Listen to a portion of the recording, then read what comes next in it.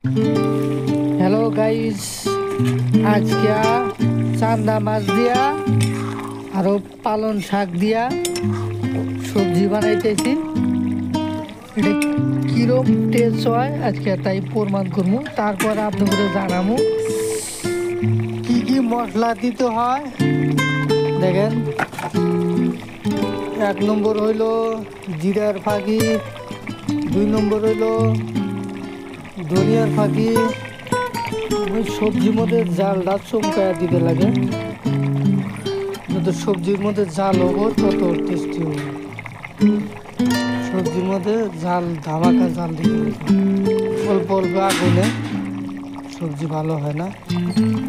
জাল দেওয়া বন্ধু আমার এখন ভালোই চলছে। এর মধ্যে একটা কথা হলো, সবজির ঝোল বেশি রাখা যাবে না। সবজিতে ঝোল যত কম রাখা যাবে তত ভালো লাগে। জাল দিয়ে যে ঝোল খাটো বেড়ে দিছি, তারপরে আমাদের নামানোর টাইম হয়ে গেছে। নামানোর টাইম হয়ে গেছে প্রায়, অল্প বাদেই নামায় দিব। এখনই নামায় দিতেছি। দেখুন কি আগুনের পাওয়ার, ঠান্ডা দিন আগুনও তাপাইতেছি।